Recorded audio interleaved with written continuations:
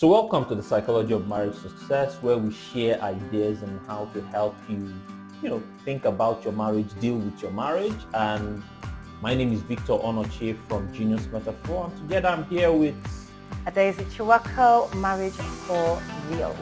Okay, so today we'll be talking about creating the perfect dynamic in marriage. But before that, coffee. And I think the coffee we're having today, I don't know what it is, but Wisdom's got wait for Wisdom to do his magic. a different looking coffee for me. It does not look like coffee. Doesn't look like coffee. This looks like juice. Looks like mojitos. I have never seen coffee that looks like this. So this is Psychology of Marriage Success, and it's in partnership with Zuma Coffee. If you haven't tried Zuma Coffee different recipe, I think you should. Wisdom, what was this one called? Zuma Orange with ice. So this is Zuma Orange with ice. This is coffee? That is different. Okay. So creating the perfect marriage dynamic. Sorry, I think you've been waiting for this. You've been waiting for this for so long. It's so refreshing. Okay. I've never tasted a drink like that before. Creating the perfect marriage dynamic. Adaeze. Why are you throwing it at me? I want to hear about that. The dynamics. The dynamics sort of talks about the colors, maybe the makeup of a relationship, right? And it can look at the power levels, the lead levels, the levels in the relationship. So the different things at play. The different things at play, and yes, how the relationship is made up. Okay. And what the ideal dynamic is one where both people feel equal, right? They may not be the same, but they feel equal in terms of values. They feel equal in terms of their opinions. They feel equal in terms of what they're giving, what they're getting, and power. All of those sort of things. There's a balance, right? There's an equilibrium. So that's the ideal. That's what we want. Okay. But one of the dynamics that I've noticed that many marriages may fall into that causes issues is one that we call the parent-child dynamic, or you might hear the term the teacher-student dynamic. And that just means that one person has taken the position, not necessarily as just as leader, but as they're always right, you're always wrong. I've always got something. Let me school you. Let me always school you. Let me teach you. Poor person who needs so much improvement in life. And my ideas are always the right ideas. You're just this little thing that I have to sort of bring along on this journey. And and both men and women can do this. There's many women that stand in their families or in their marriages as the parent. I plan everything. I do everything. I control everything. I make all the decisions. And you just do it. And even when you try and step in to support me, I'm going to tell you that you're doing it wrong. You're not doing it in the right time. You're not doing it how I want it to be done. So now I'm the parent, right? And the partner sort of fits in with, if there's kids there, the kids and the partner is that compartment just like, down there. So the partner is like just the senior kid among the kids. The eldest kid. The eldest kid. Right? And you'll hear many women say that, like, oh, they might have 3 children, but they'll say I've got 4, including the husband. That kind of thing. Right? So the problem with having the parent-child dynamic or the teacher-student dynamic is that when you want the person who you have placed as the child or as the student to now step up and be equal with you, it doesn't happen. Because it's difficult for them to be like, yes, I'm respected and honored as an equal, and then tomorrow I'm back down again as the child, the kid. And it also impacts the intimacy, because as the child, I'm not going to be as free and open and willing to meet you in the mind with someone who I see that operates as my parent. Like, we're not equal. You're not my mate. Right? Do you like how I dropped that in? I like that. Do you understand what I'm saying? I get. Have I articulated that well? Perfectly.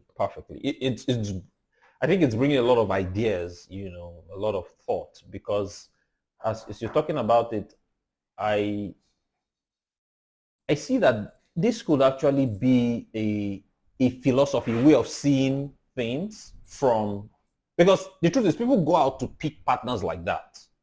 Who will be their sort of subordinate. Yeah. So I'm thinking that happens where it could be the wife.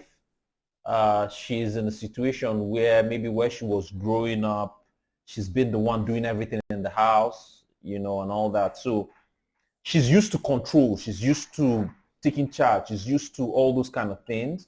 And so when she's even picking a husband, she wants somebody who probably she's fixing, she wants to have full control. That's not a dynamic. So that's another dynamic. The fixer. And the person that needs repairing. Exactly. The person that needs fixing. Exactly. Right? And it's a very dangerous dynamic, that one. It's very dangerous. Because you're looking, the fixer picks somebody who is broken. Right? Yeah.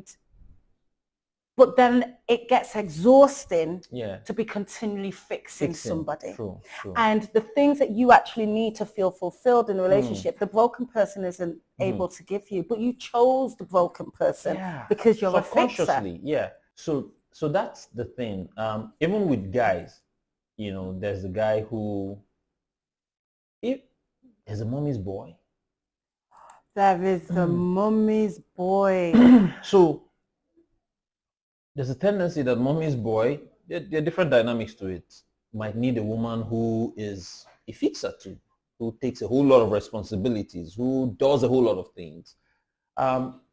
It's important to just understand yourself, because most times it's the way our environment has, we've explored life by environment, parent, friend, all that it gives us the perspective. And you need to pay attention to the kind of partner you pick, even when you were dating. So, I've talked about the fact, I talked about ready for forever. Start being more conscious, understanding what you need to understand even before you get into marriage. Because if you pay attention, there's a tendency that the kind of partner you always pick, there's a similarity kind of, because it's like your energy, the kind of person you are will always attract a kind of. You need to pay attention to that. And why I talk about personal development is the more you grow, the more you are self-aware, the more you evolve, the person you pick to will be an evolved version. Who you picked at this particular stage in your life, the more you evolve, the person you pick will be different. Now, bring that into marriage, just like you said, the different types of dynamics, the dynamic at play in the marriage. It means that you have to be, you said something about equal. Now, when we say this equal thing, it starts bringing the whole equality and all that. No, we're saying mutual respect. That's what it is. I'm not saying everybody has to be the same and have play the same role. But there has to be that. I have to look at my spouse as a partner. Not as the kid, not the student that needs to learn from me. We are both learning on the journey. From each other. Yeah, we're learning from each other. We're learning one. I wouldn't want somebody I'm going to be teaching as my partner. But there's many people that do.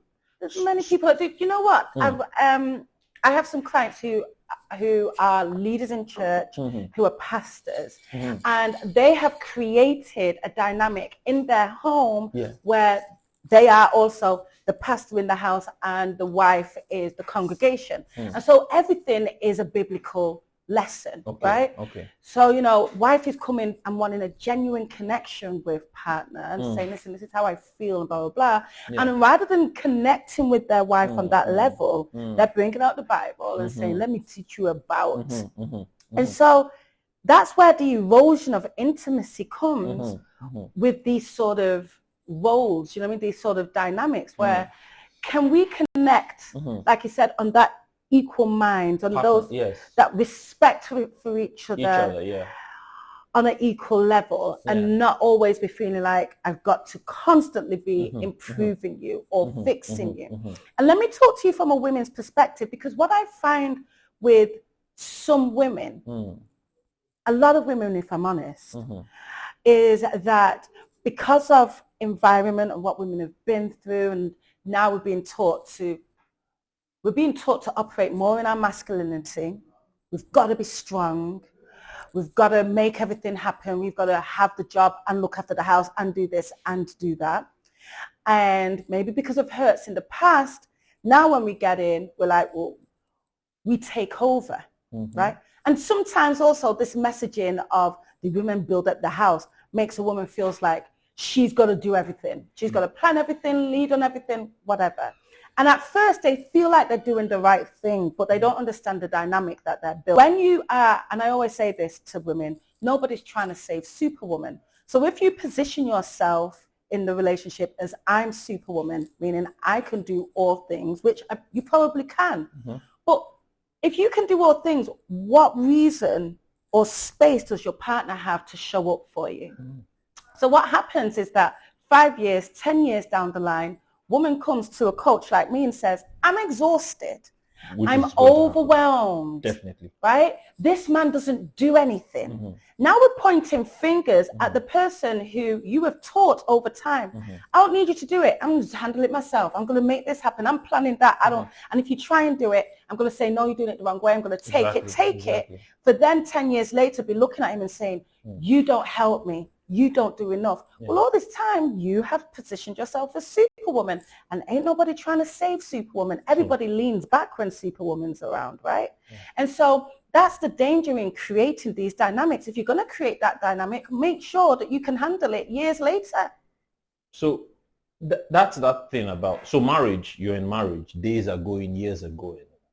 If you're not paying attention to what is playing out every day, you know, something shows up in the future and you didn't know that it's the way you guys have been living unconsciously has created this dynamic.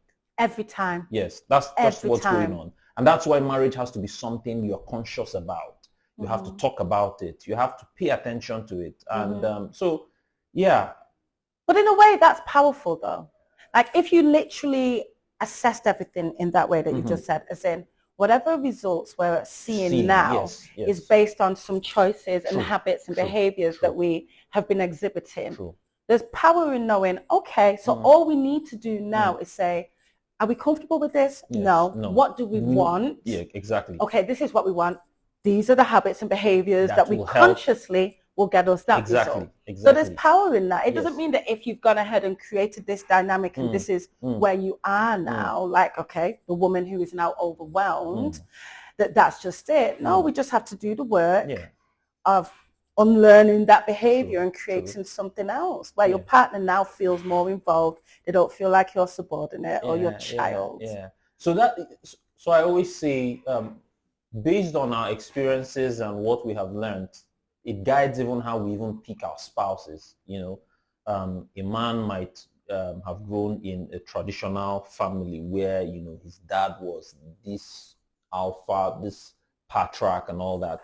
And so, you know, there's the idea that his wife has to be, you know, somewhere young, in the background. Somewhere, you know, young.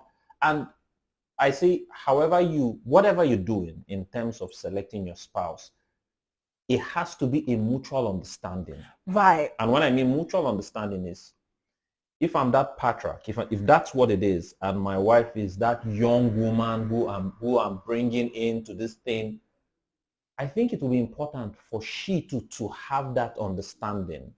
And be comfortable with it.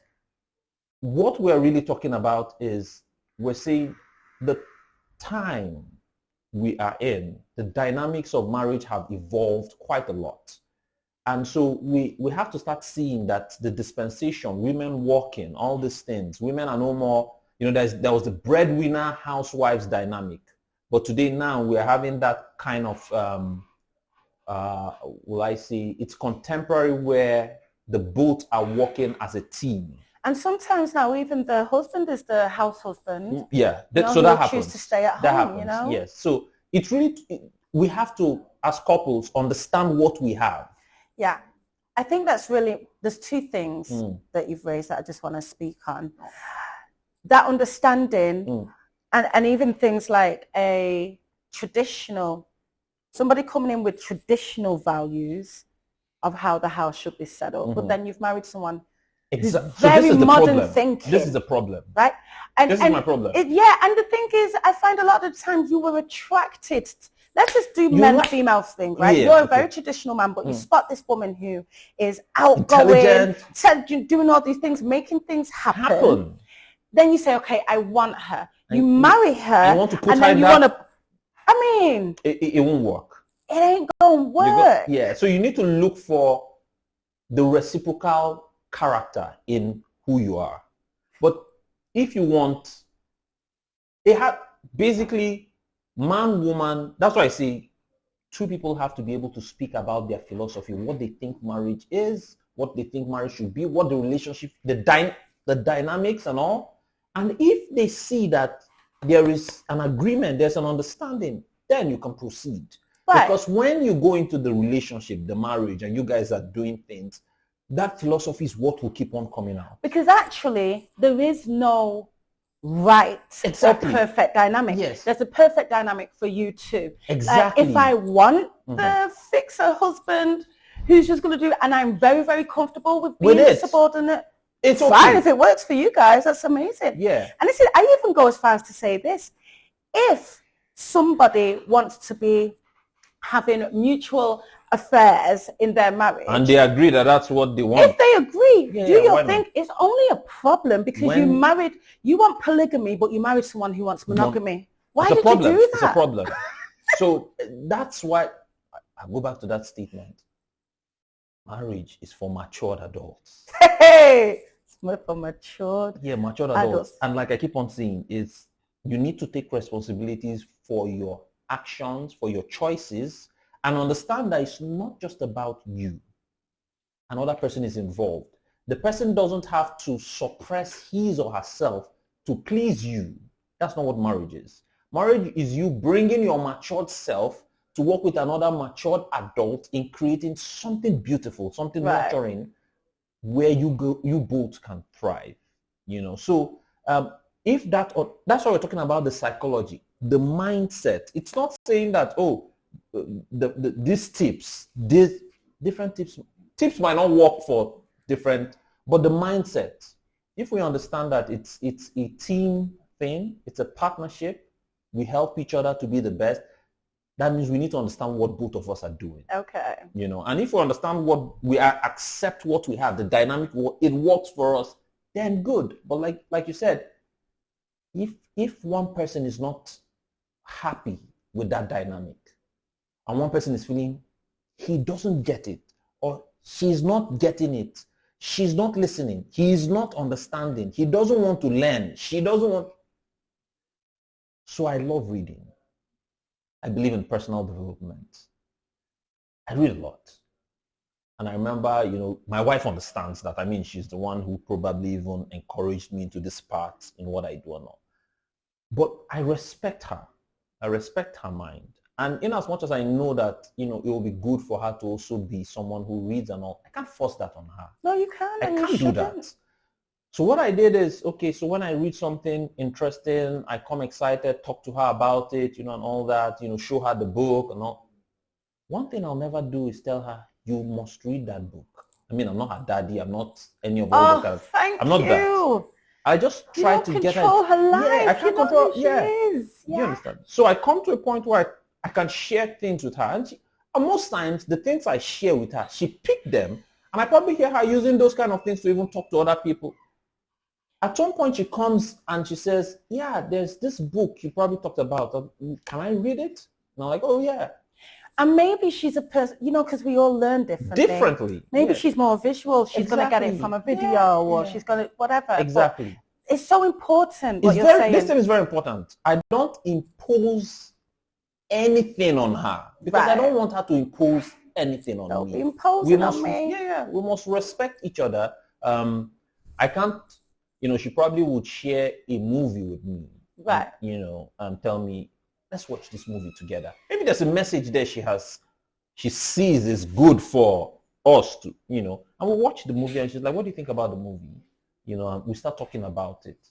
I feel it's what she has done is respectful, instead of telling, hey, you must watch this movie. You have to learn this thing. Your partner is your friend. It's not your student or your child. Is nothing like that. And it's not your job.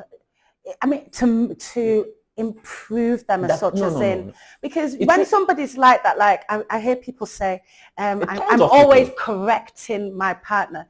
Imagine being in a loving partnership, but you know that every day your partner looks at you and feels that you need correcting. What that message you're sending to that partner is every day, you're not right. There's something wrong with you. Yeah, you're not good enough. And you're receiving this from the person that you want to be intimate with.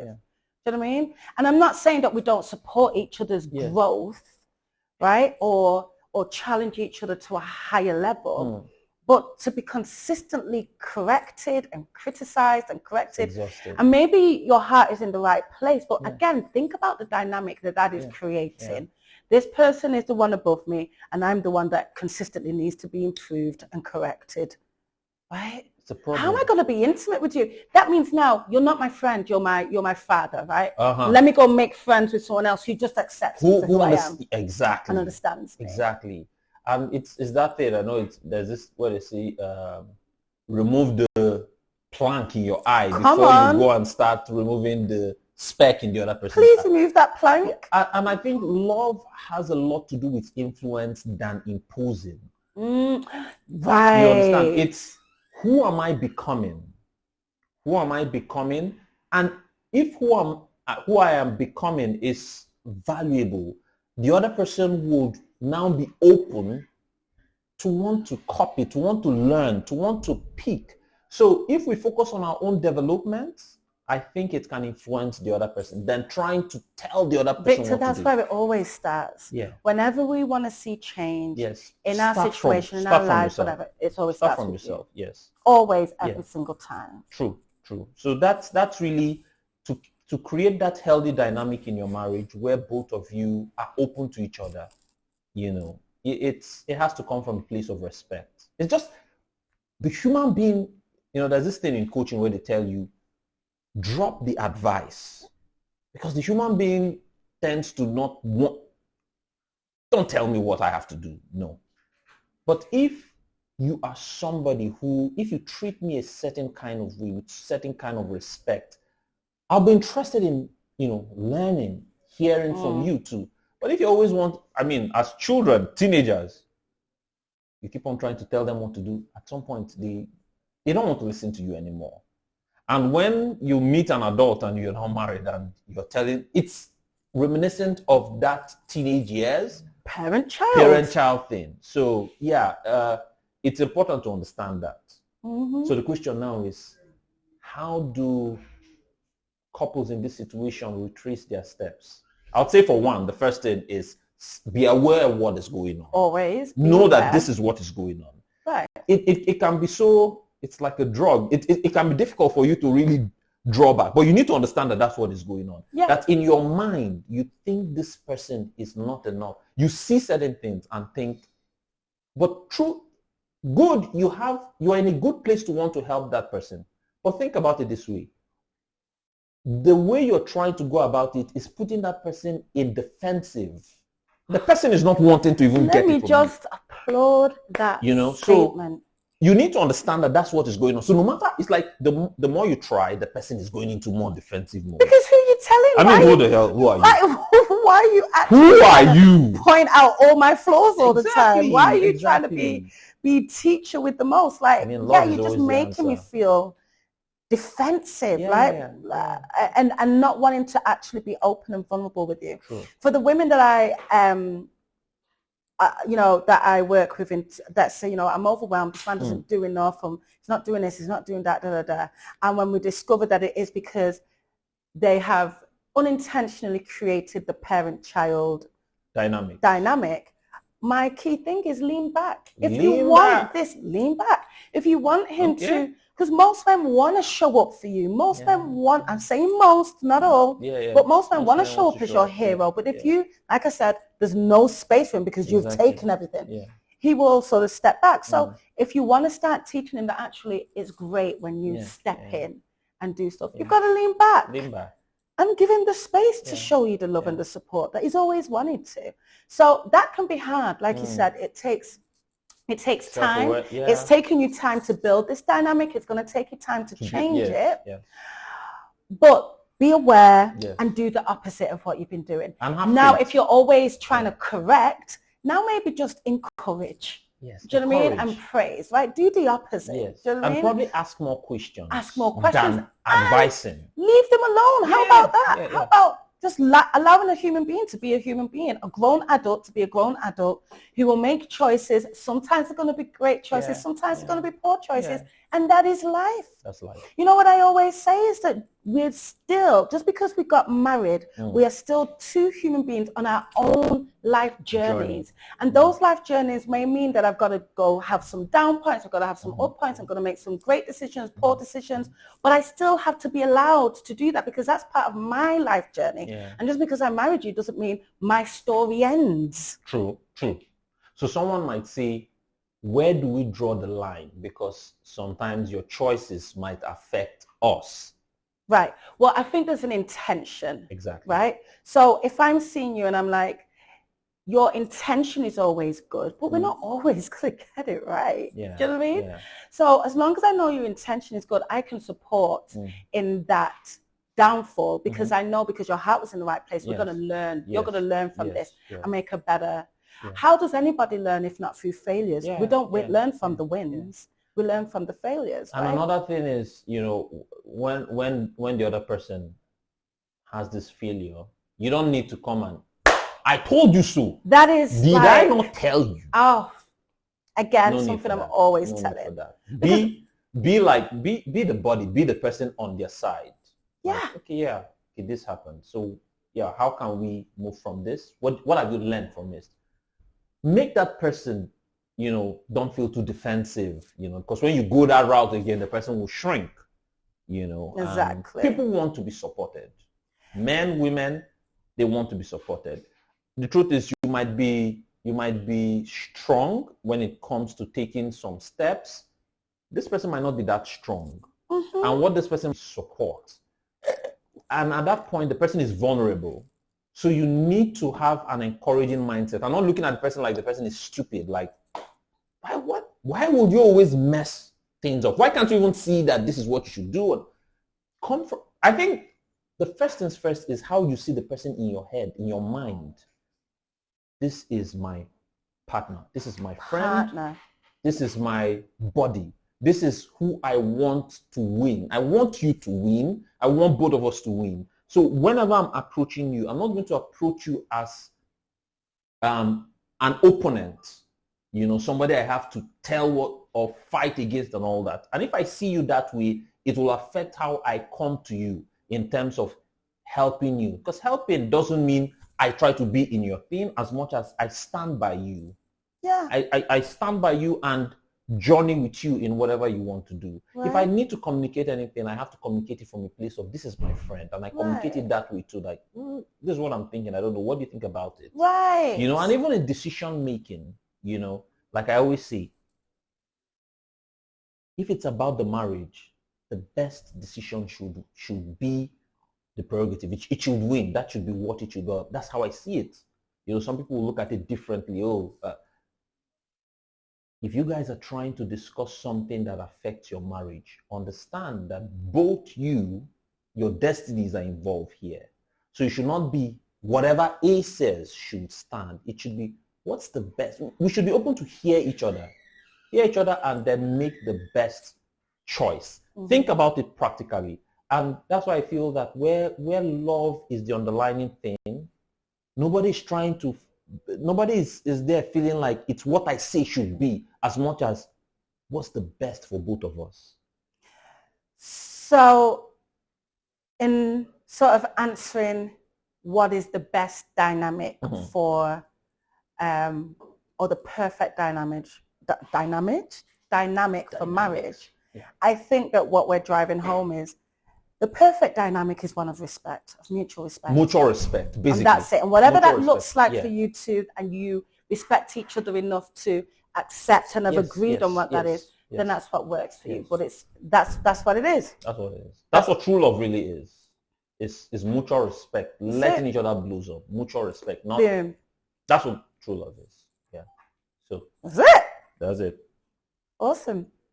So if you enjoyed that conversation and you want more, hit the follow button on Spotify and subscribe on YouTube as he stirs his drink loudly, and hit the notification button as well so you get notified every time we do an episode. And share with a friend. Share with somebody. Share with a buddy. This is The Psychology of Marriage Success with me, Adaeze Chiwoko. You can follow me on Instagram, marriage4real. Victor Onochie. I am Victor_Onochie, and for Genius Metaphor at Genius Metaphor.